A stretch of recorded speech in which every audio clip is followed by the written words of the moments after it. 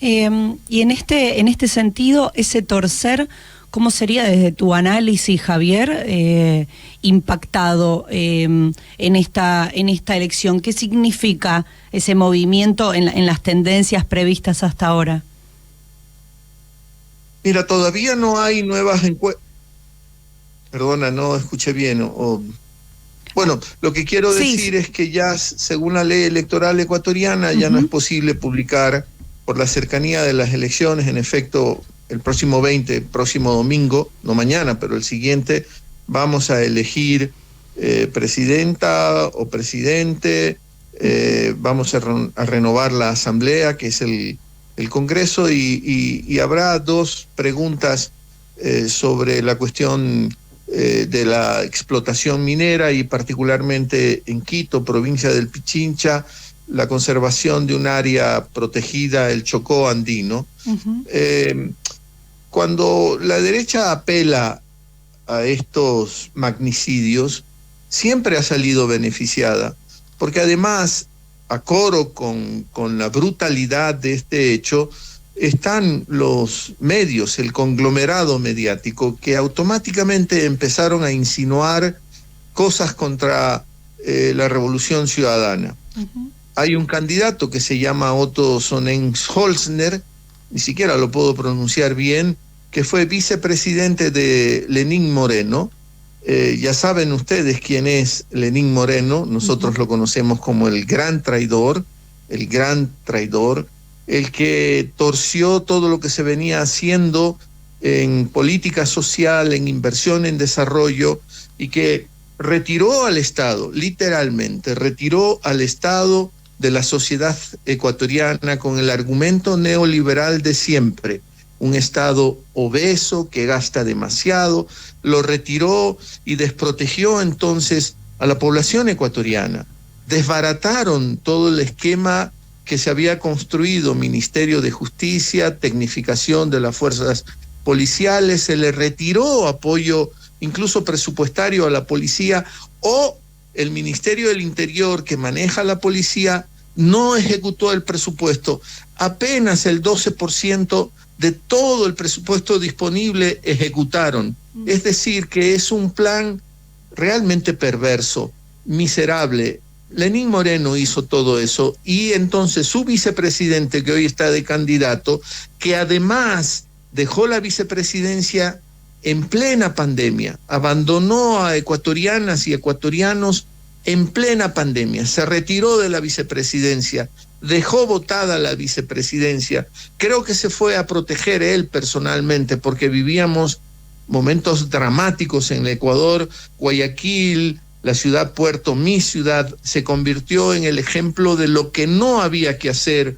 Hubo imágenes que probablemente también llegaron a la Argentina, de cuerpos botados en las aceras, cuerpos que se enterraban en ataúd de cartón. Este señor que hizo todo eso es ahora candidato a presidente, y apenas ocurrió el magnicidio, al día siguiente, muy temprano, recorrió muchos medios, y los medios poderosos del conglomerado mediático, esos medios que forman parte del lawfare que tanto nos ha hecho daño en muchas partes, sobre todo de nuestra región, recorrió esos medios hablando estupidez y media. De verdad, lo siento mucho si es muy grosera esa expresión, pero es que es así. Volvió a decirnos que haber retirado la base de Manta es una ciudad costera de Ecuador, base gringa militar, haberla retirado en 2009 por disposición de la Asamblea Constituyente. 2009, 14 años después, nos vienen a decir que eso explica por qué nos va ganando la batalla el crimen organizado, las bandas vinculadas al narcotráfico. Estos que retiraron los recursos económicos, estos que debilitaron la institucionalidad del Estado, vienen a decirnos estas cosas ahora.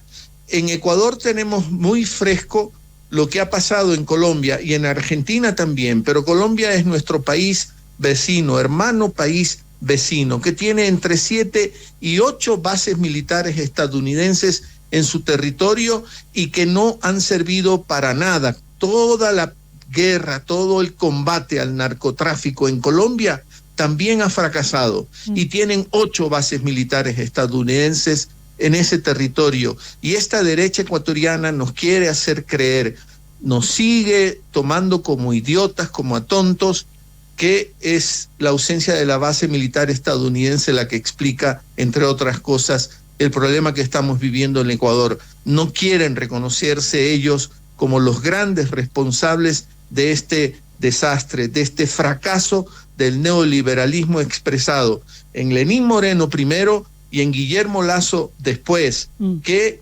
finalmente la Asamblea, el Congreso del Ecuador, le acortó el periodo presidencial.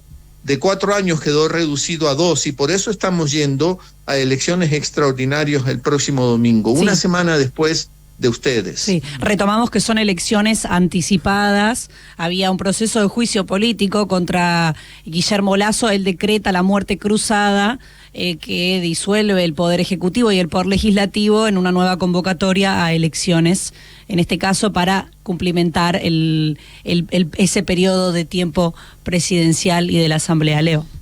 Xavier, Leonardo Martín te saluda. Te quería preguntar y que puedas profundizar sobre esta espiral de violencia, los grupos que son, que han cometido, el grupo que ha cometido este magnicidio. ¿Qué razones encontrás más allá de lo que ya estuviste describiendo recién?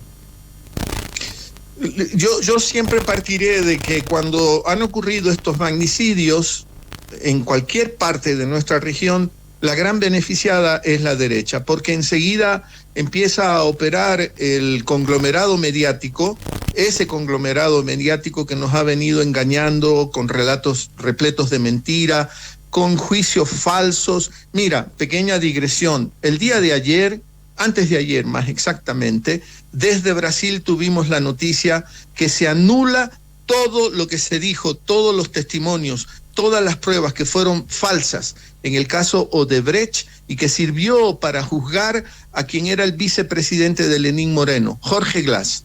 Todo eso ha quedado demostrado según la justicia brasileña, todo eso ha sido falso. Así que la derecha mediática, ese gran conglomerado mediático, es el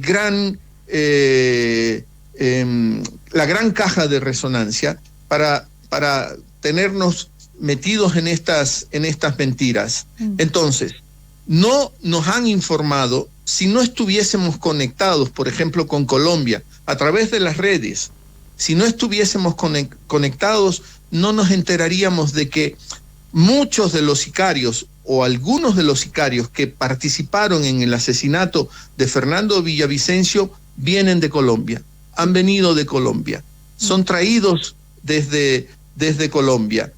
Es información que tú no la vas a encontrar en ese conglomerado mediático, que circula solo por las redes y que, claro, hay que hacer un ejercicio bien importante porque mucho de lo que circula en las redes también es falso, ¿no? Y entonces, en Ecuador hay una enorme desinformación que le sirve a esa derecha para poder seguir sosteniendo las grandes mentiras. Como decía este candidato de la derecha, Sonnenholzner, que podría ser el gran beneficiado de este magnicidio porque el conglomerado mediático estaba acusando a RC5, a Rafael Correa. Es una brutalidad, es el absurdo de los absurdos, porque ¿cómo va a ser RC5 con su candidata Luisa González, que todas las encuestas la ponen en primer lugar e incluso con altas probabilidades de ganar en una sola vuelta? En Ecuador también tenemos el balotaje, sí. Se va a la segunda vuelta si no alcanzas el 40% y por lo menos 10 de diferencia con el segundo o la segunda. Como Luisa aquí en Argentina González, eso. ¿Perdona? Igual que aquí en Argentina. Exacto. Entonces Luisa González va primera, según todas las encuestas. Ya lo sé, son encuestas y pueden fallar. Sí, ya lo sabemos. Pero ¿cómo va a ser RC5 el que boicotea un proceso en el que va ganando? Es absurdo. Pero estas cosas absurdas las machacan, la construcción del framing, hay que seguirlo repitiendo para ver si se convierte en verdad, porque existe población que todavía sigue viendo esos canales, sigue leyendo esos periódicos, pero estamos pensando que, por suerte, son tendencialmente minorías, pero en efecto también nos queda la sensación de que algo se movió, porque hoy estamos bombardeados también en las redes, porque seguirán esos medios sosteniendo estas mentiras. Vuelvo a la digresión sobre lo que pasó en Brasil y la falsedad del proceso contra Jorge Glass. Ningún medio de ese conglomerado se ha hecho eco de la noticia que nos llega desde la Administración de Justicia de Brasil, que declara nulo todas las pruebas que se obtuvieron, que fueron falsas en el caso de Brecht y que sirvieron para meter preso a Jorge Glass, que era el vicepresidente y que se pasó 5 años, 4 meses en una cárcel ecuatoriana. 5 años, 4 meses. ¿Quién le devuelve a Glass su nombre? ¿Quién le devuelve a Glass esos años encerrado en una cárcel? Este es el drama que estamos viviendo en el Ecuador. De todas maneras queda unos 4 o 5 días más de campaña. Seguiremos hablando, no nos pueden condenar al silencio, que es lo que también buscan, inoculando mucho miedo, muchísimo miedo, que ha sido también otra de las estrategias que utiliza la extrema derecha, como en Argentina, cuando vuelven a asesinar, no recuerdo ahorita el nombre de Facundo esta persona. Molares. Exacto. Militante, sí, político. Militante.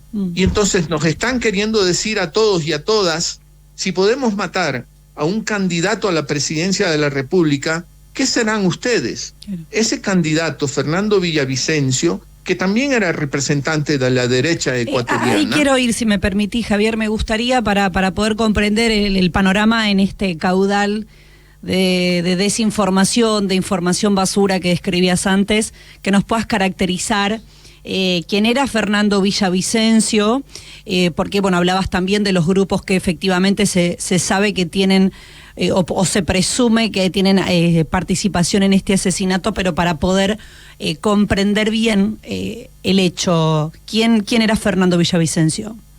Fernando Villavicencio era otro representante de la derecha. Él se reconocía también periodista, trabajó en el sector también energético, hizo muchísimas denuncias de corrupción, era un contradictor de Rafael Correa, siempre acusando a la RC5 de mucha corrupción. También fue el que inició lo que se llamó el caso Arroz Verde, que devino en el caso Soborno, que sirvió para condenar a Rafael Correa por influjo psíquico, y que lo tiene a Rafael Correa asilado allá en Bélgica, porque ustedes saben, él es casado con una mujer belga, y allá están sus hijos, viven en Europa, y Correa recibió asilo político. Al más importante líder político de la oposición ya está más de 5 años fuera del Ecuador, sin poder venir al Ecuador, sustentado en mentiras. Villavicencio fue uno de los personajes que insistió en estas acusaciones. Absolutamente temerario, es cierto, habló en los recientes días contra las bandas criminales, habló de que él iba a construir una cárcel de máxima seguridad para meter preso a los líderes de todas estas bandas. Arriesgó muchísimo, pero tenía muchísima protección militar y policial, mucha protección militar y policial. Fue el primero y quizá durante mucho tiempo el único candidato que se movilizaba protegido por la propia policía ecuatoriana. Y el día del magnicidio se cometen una enorme cantidad de errores en esa protección, porque en ese mitin político en el que participó Villavicencio y que después de él lo asesinan, hubo otros candidatos de ese mismo movimiento que salieron por la puerta de atrás, no salieron por la puerta de enfrente. Por ejemplo, el ex general de la policía Carrillo, que también acá lo reconocemos como un personaje de la extrema derecha.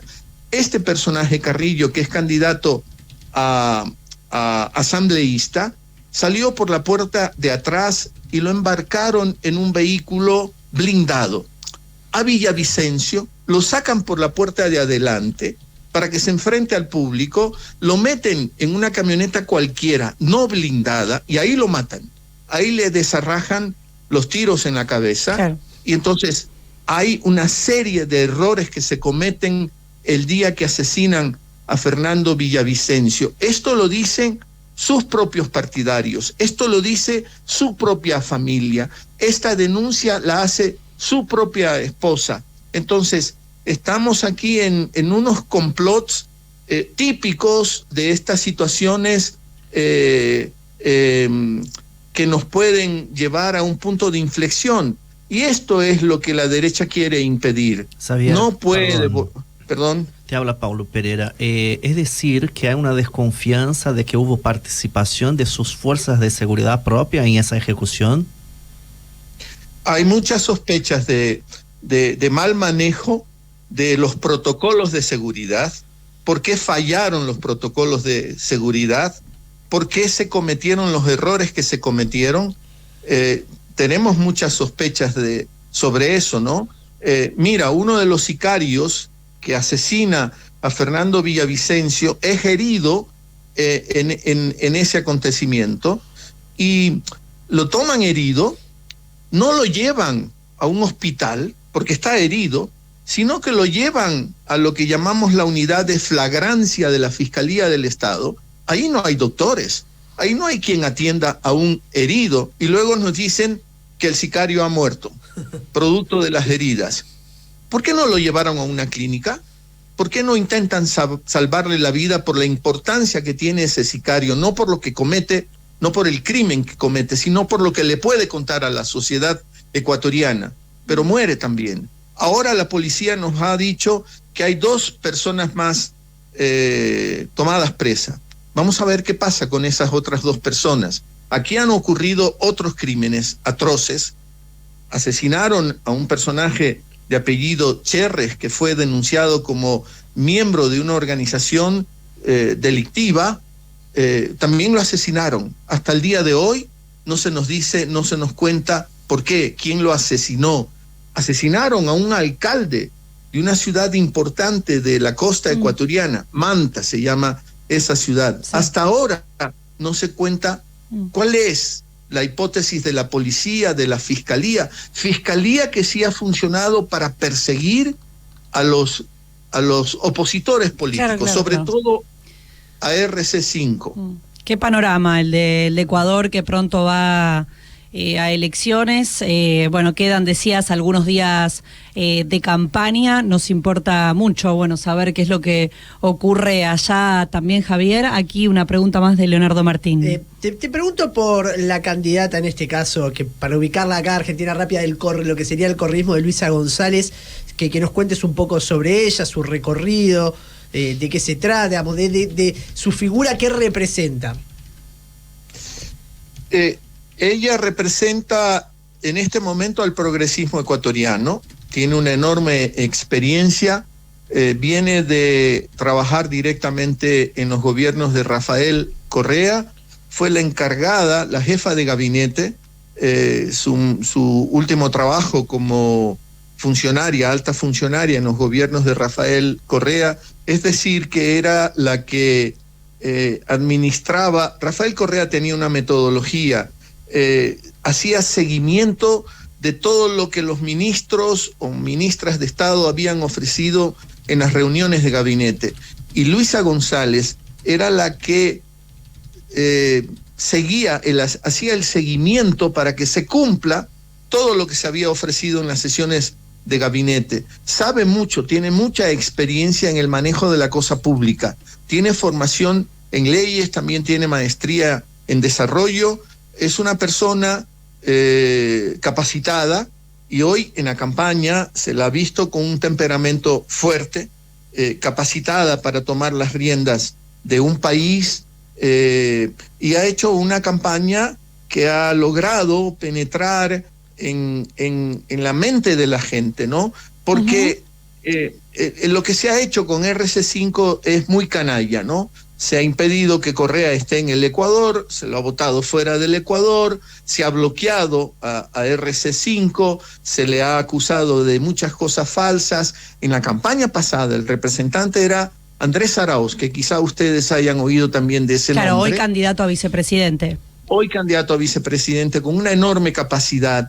A Andrés Arauz le hicieron otra jugada terrible en la campaña pasada. Le dijeron que su campaña estaba financiada por el ELN de Colombia, la guerrilla colombiana, y trajeron al fiscal de Colombia para reunirse con la fiscal de Ecuador para intentar demostrar que era verdad. Nunca lo lograron demostrar. Ese mismo fiscal de Colombia es el que hoy persigue a Petro. Ese mismo fiscal, igualito que en el Ecuador. La fiscalía utilizada con fines políticos para perseguir a los opositores políticos, para trabajar por la derecha política. Ese mismo fiscal de Colombia es el que hoy persigue a Petro y que estuvo en el Ecuador, vino al Ecuador para supuestamente enseñar las pruebas de que había sido así, que Arauz estaba financiado por la guerrilla. Nunca enseñaron esas pruebas. Eso quedó luego en el olvido. Así nos han tratado. Así se ha movido también la política en el Ecuador. Javier, te agradecemos muchísimo este paso por Radiográfica aquí en Buenos Aires. La seguimos. Un abrazo, gracias.